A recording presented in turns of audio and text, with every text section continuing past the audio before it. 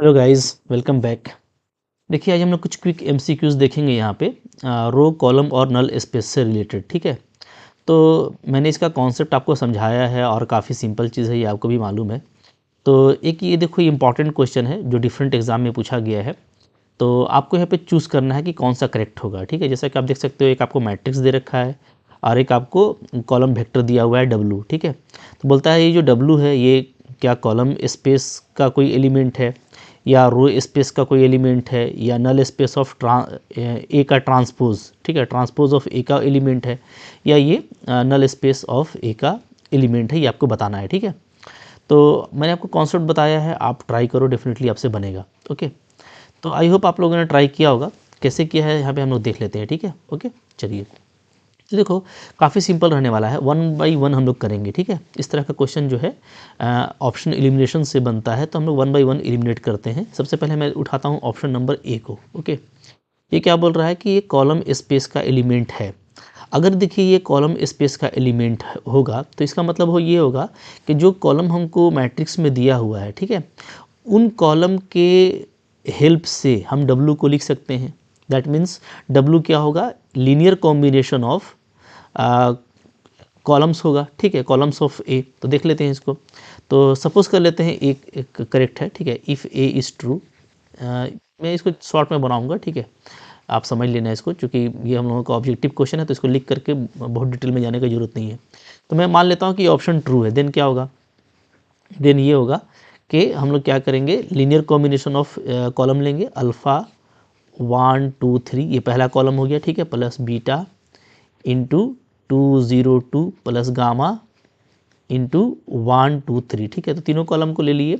इसका linear combination के लिए हम लोग स्केलर लिए हैं अल्फ़ा बीटा गामा। ठीक है, तो then this should be equal to the column vector -1 0 and 1। ठीक है, अगर W मेरा इसका मेंबर होगा तो ये चीज़ होगी। अब देखिए, अगर आप देखेंगे तो ये है क्या, जब आप अल्फ़ा बीटा गामा को करस्पॉन्डिंग एलिमेंट से मल्टीप्लाई करेंगे और इधर आप -1 के इक्वल करेंगे, तो आप बिल्कुल देख रहे होंगे कि ये क्या है, ये आपका non homogeneous system of linear equation बनाएगा। ठीक है, तो जस्ट हमको ये देखना है यहाँ पे कि क्या ऐसा अल्फ़ा बीटा गामा एग्जिस्ट करेगा कि ये रिलेशन हो सकता है। तो हमको मतलब अल्फ़ा बीटा गामा का वैल्यू चाहिए। तो उस वैल्यू को निकालने के लिए हम आसानी के साथ में जो नॉन होमोजीनियस सिस्टम इक्वेशन होता है, ठीक है, उसका हम ऑगमेंटेड फॉर्म लेकर के काम कर सकते हैं। ठीक है जी, तो आपको ये सारा बात पता है। तो यहाँ पे हम लोग क्या करेंगे, डायरेक्टली लेंगे ऑगमेंटेड फॉर्म। ठीक है, तो ऑगमेंटेड फॉर्म शॉर्ट में मैं लिख देता हूँ, ये क्या आ जाएगा, तो ये हम लोगों का आ जाएगा इस तरह से। पहले कॉलम्स को लिखिए 1 2 3 2 0 2 1 2 3। ठीक है, ऑगमेंटेड का फॉर्म दे दीजिए -1 0 और 1। तो ये हमारा ऑगमेंटेड मैट्रिक्स हो गया। ठीक है, अब देखते हैं कि क्या इसका सॉल्यूशन एग्जिस्ट करता है कि नहीं करता है। यूनिकली एग्जिस्ट करेगा, ठीक है, या इनफाइनाइटली एग्जिस्ट करेगा, तभी ये चीज़ पॉसिबल है। क्लियर है। ठीक है, तो देख लेते हैं। तो देखेंगे हम लोग, ये आपका हो गया ऑगमेंटेड फॉर्म। तो अब हम लोग का नेक्स्ट टारगेट होता है इसको रो इक्विवेलेंट फॉर्म में कन्वर्ट करना। तो जल्दी से रो इक्विवेलेंट फॉर्म में कन्वर्ट कीजिए।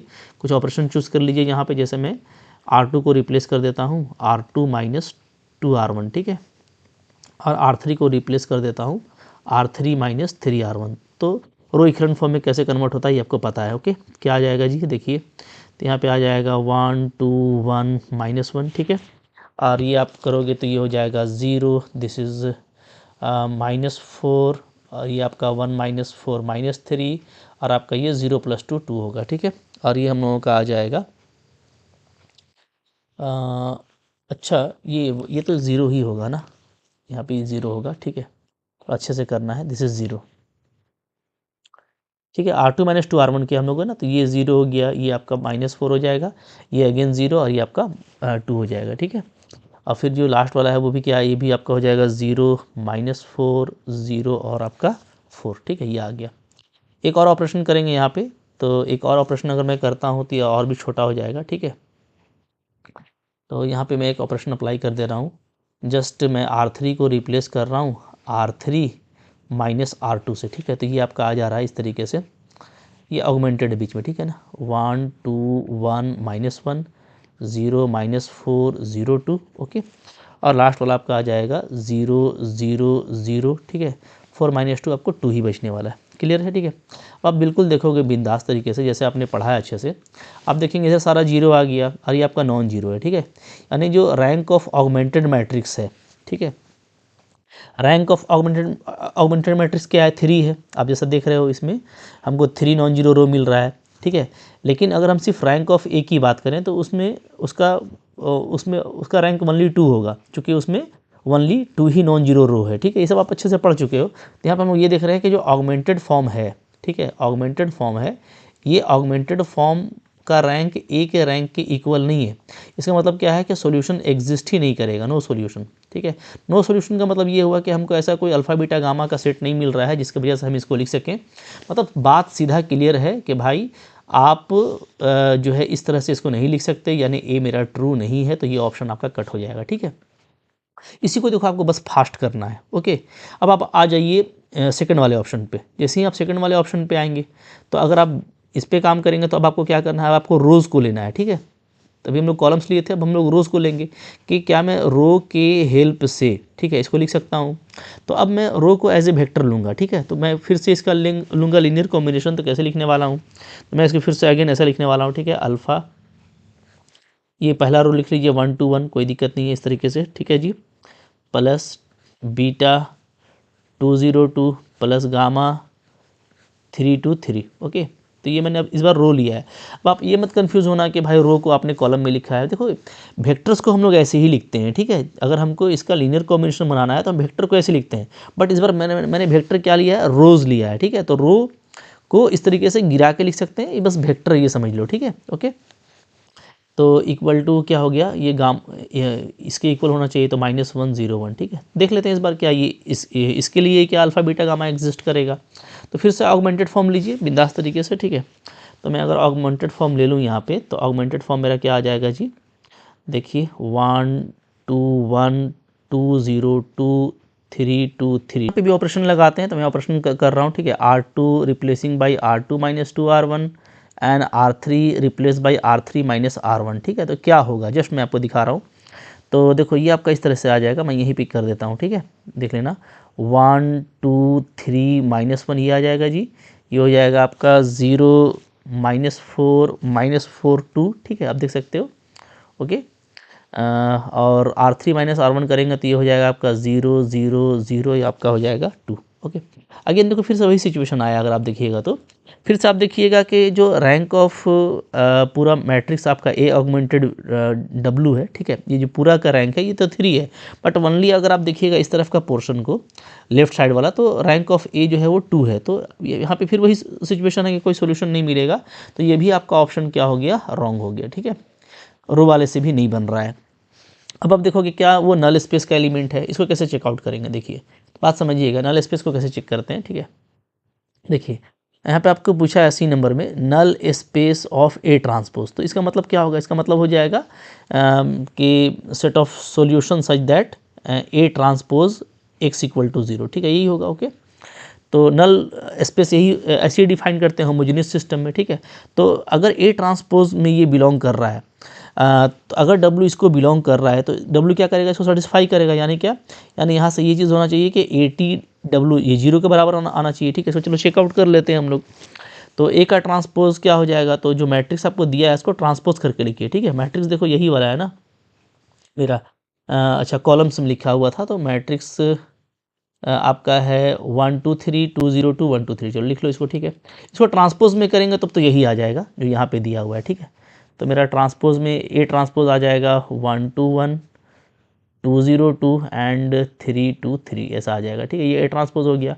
डब्लू मैट्रिक्स मेरा क्या है, तो ये है मेरा -101, ठीक है। सिंपली इन दोनों को मल्टीप्लाई करके देखिए, मोहब्बत से आना क्या चाहिए 0, ठीक है। तो जब मैं मल्टीप्लाई करूँगा तो 1 से -1 0, और तो पहला एलिमेंट आपका आ रहा है 2, जो कि 0 नहीं आया, ठीक है।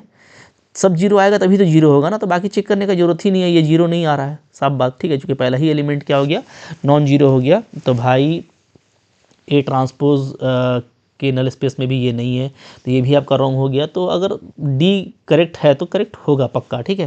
तो उसको भी चेकआउट कर लेते हैं, नल स्पेस ऑफ ए में है कि नहीं है, ओके। तो नल स्पेस ऑफ ए में है कि नहीं है, ये लास्ट ऑप्शन भी यहाँ पे चेकआउट कर लीजिए, ठीक है। तो वो कब होगा, जब आपका वो ए एक्स को सेटिस्फाई करना चाहिए, ठीक है। ट्रांसपोज के लिए ये था, तो सिंपली मैट्रिक्स के लिए इसको सेटिस्फाई करना चाहिए, यानी ए डब्ल्यू इक्वल टू क्या होना चाहिए, 0। तो चेक कर लेते हैं, ठीक है। तो ए को लिखा जाए तो ए है मेरा क्या, 1 2 1 2 0 2 एंड क्या था जी, यस 1 2 1 2 0 2 एंड 3 2 3 ये है, ठीक है। इंटू डब्लू, डब्लू आपका क्या है, डब्लू है मेरा -1 0 और 1। देख लेते हैं क्या इसका वैल्यू 0 मैट्रिक्स आएगा, यानी सारा एलिमेंट 0 आएगा। तो देख लो पहला एलिमेंट क्या आ रहा है, -1 0 +1, पहला तो 0 आ गया, ठीक है। -2 0 2, दूसरा भी 0 आ गया। -3 0 3, तो भाई देखो पक्का 0 मैट्रिक्स मिल रहा है इधर मेरे को, यानी ये तो सेटिस्फाई कर गया इसको, ठीक है। यानी डेफिनेटली डब्लू जो है वो क्या है, वो नल स्पेस ऑफ ए का एलिमेंट है, ठीक है। तो ये कितना फास्ट आप चेक कर पा रहे हैं। तो मुश्किल क्वेश्चन नहीं था, बट इस तरह का क्वेश्चन अचानक से आता है तो एग्जाम थोड़ा इंसान सरप्राइज करता है कि करना कैसे है। बहुत ही सिंपल तरीका है, ठीक है, बिल्कुल कॉन्सेप्ट के अकॉर्डिंग है, मोहब्बत से इस तरह का क्वेश्चन आपको डील हो जाएगा।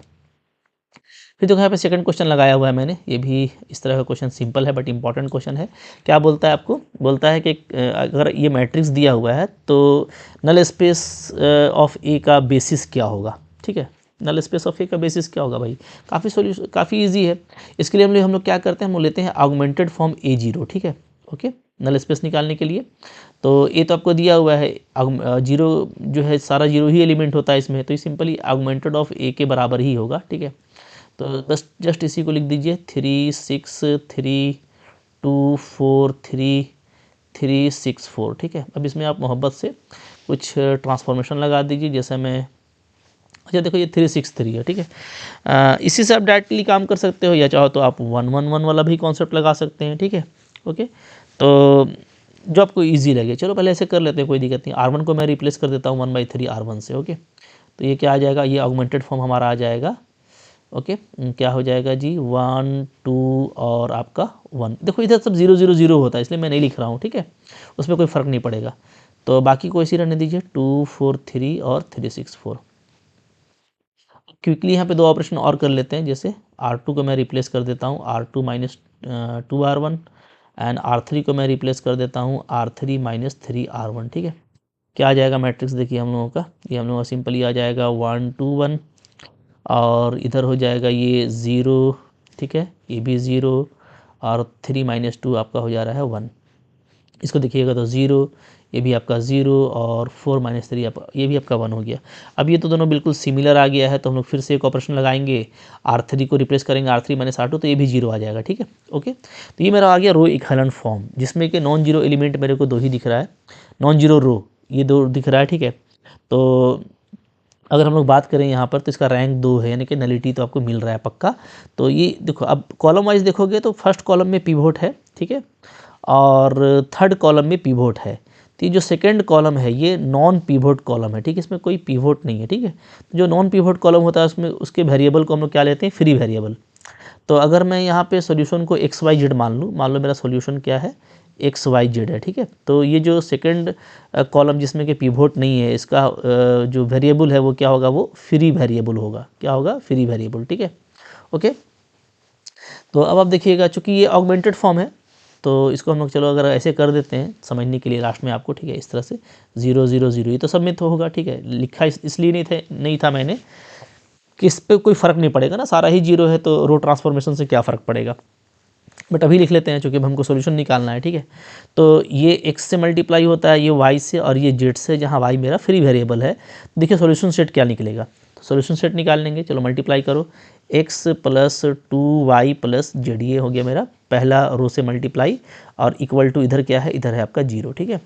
फिर दूसरा रो से करेंगे तो x भी 0 y भी 0, ओनली z इक्वल टू आपको 0 मिल रहा है, ठीक है। तो ये हो गया, और y जो है फ्री वेरिएबल है, यानी y मेरा y ही रहेगा, ठीक है।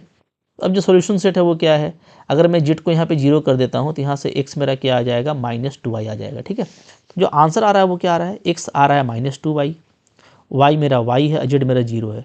यहाँ से मैं y को कॉमन ले सकता हूँ, तो मेरा जो वेक्टर बचेगा वो -2 1 0, ठीक है। मीन्स क्या, मीन्स जो सॉल्यूशन है ना वो आपको इस वेक्टर से जनरेट हो रहा है, ठीक है, इस वेक्टर से। आगे y क्या है, y like a scalar value है, ठीक है, y आप कुछ भी डालोगे तो जो है ये वेक्टर आपको एक दूसरा वेक्टर दे देगा। तो इम्पॉर्टेंट जो होता है वो अंदर वाला होता है, ठीक है। तो ये जो वेक्टर है, ये वेक्टर मतलब पूरे सॉल्यूशन को जनरेट कर रहा है for different value of y, ठीक है। तो यहाँ पे सिंपली जो सॉल्यूशन सेट है ना, मतलब कि नल स्पेस जो हमको मिलने वाला, क्या मिलने वाला, हमको मिलने वाला है span of this vector, span of this factor यानी -210, इससे स्पेन होने वाला सारा कलेक्शन। तो आपको यहाँ पे जो ऑप्शन है, ये ऑप्शन नंबर सी करेक्ट है, क्योंकि आपको सारा यहाँ पे कलेक्शन में ही दिया हुआ है, ठीक है।